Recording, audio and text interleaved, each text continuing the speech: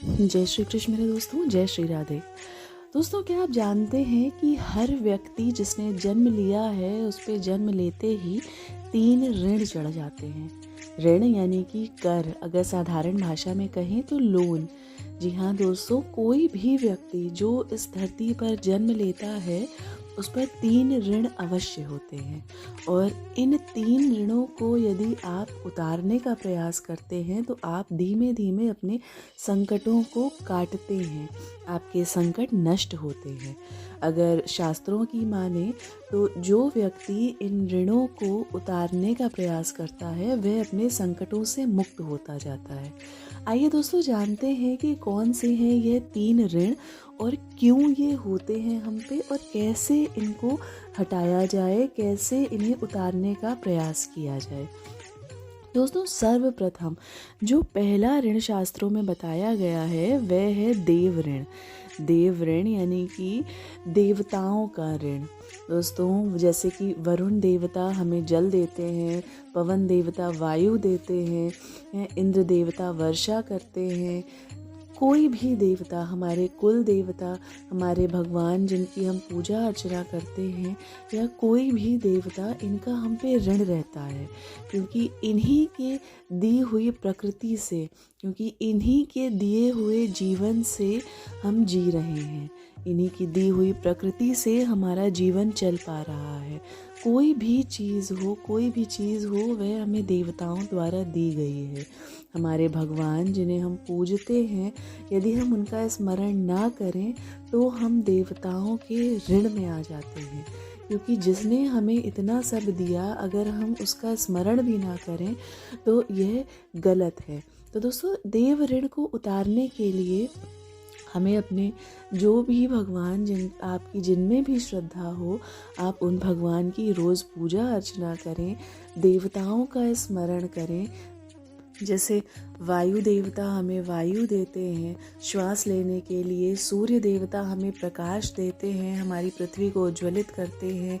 जैसे वरुण देवता जल के देवता हैं, उसी प्रकार आदि आदि देवता को आप नमन करें, अपने भगवान को प्रणाम करें, उनकी रोज़ पूजा अर्चना करें, आप उनका हमेशा स्मरण रखें। इस प्रकार से आप देव ऋण से मुक्त हो सकते हैं। मुक्त हो पाना तो दोस्तों संभव नहीं है, लेकिन हाँ, आपका देव ऋण आपका धीरे धीरे कम हो सकता है और आप अपने संकटों से निजात पा सकते हैं। इसके बाद दोस्तों दूसरा ऋण आता है पितृ ऋण। पितृ ऋण हम पे कैसे चढ़ता है? दोस्तों, हम सभी जन्म लेते हैं अपने पितरों के कारण। हम अपने माता पिता ने ही हमको जन्म दिया है। यदि हम उनके जाने के बाद स्मरण ना करें, जब वह पृथ्वी लोक से चले गए हों, वह पधार गए हों बैकुंठ, उसके बाद यदि आप उनका स्मरण भी ना करें तो दोस्तों पितृ दोष लगता है। दोस्तों, पितृपक्ष आता है। पितृपक्ष में आप अपने दादा दादी, ताऊ, चाचा और इससे पूर्व की भी 3 पीढ़ियों का आप श्राद्ध करें। आप रोज़ में अपने पूर्वजों को स्मरण करें। नित्य आप अपने पूर्वजों का स्मरण करें, उन्हें प्रणाम करें। दोस्तों, शास्त्रों में जानते हैं पितृभक्ति को सबसे बड़ा धर्म माना गया है। वह व्यक्ति जिसके कारण आपका जीवन है, वह व्यक्ति जिसने आपका भरण पोषण किया, वह व्यक्ति जिसके कारण आज आप पृथ्वी पर हैं, तो दोस्तों उनको यदि आप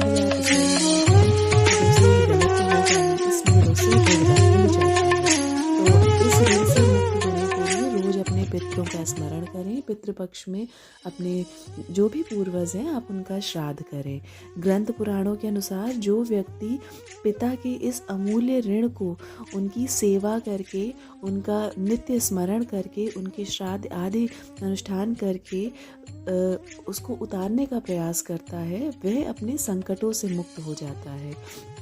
इसके बाद दोस्तों तीसरा ऋण होता है ऋषि ऋण। ऋषि ऋण कैसे चढ़ता है? दोस्तों, हर व्यक्ति किसी न किसी ऋषि का वंशज है। जिस वंश में वह जन्म लेता है, जिस ऋषि के वंश में वह जन्म लेता है, वह उसका गोत्र होता है। हर मनुष्य का एक गोत्र होता है। यह गोत्र वही होता है जिस ऋषि के वंश में उनका जन्म हुआ है। तो दोस्तों, ज़्यादातर लोग उस गोत्र को अपने नाम के साथ नहीं जोड़ते, जिनसे उनके ऊपर ऋषि ऋण चढ़ जाता है। तो पहली चीज़ तो ये कि जिससे ऋषि ऋण आपके ऊपर चढ़ता है। दूसरी चीज़, हमारे ऋषियों ने कई शास्त्र लिखे हैं, धर्म ग्रंथ लिखे हैं, जिससे कि मनुष्य अपना कल्याण कर सके। तो दोस्तों, इन ऋषियों द्वारा लिखे इन धर्म ग्रंथों को हम नहीं पढ़ें, उन शास्त्रों को नहीं पढ़ें और हम उनके कहे मार्ग पर ना चलें, तो उससे भी हम पे ऋषि ऋण चढ़ता है।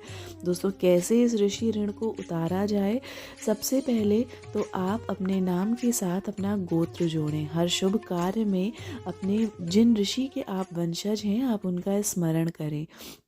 उसके बाद दोस्तों, जब कभी भी आप किसी मनुष्य को अपनी पहचान बताएं तो अपना गोत्र बताएं, जिन ऋषि के आप वंशज हैं उनके विषय में बताएं। इसके बाद दोस्तों, ऋषियों द्वारा लिखे शास्त्रों को, धर्म ग्रंथों को पढ़ें, उनकी कही बातों को अपनाएं, उनके कहे मार्ग पर चलें और अपना कल्याण करें। कार आप इन 3 ऋणों से मुक्त हो जाएंगे और सभी संकटों से दूर हो जाएंगे। जय श्री कृष्ण, जय श्री राधे।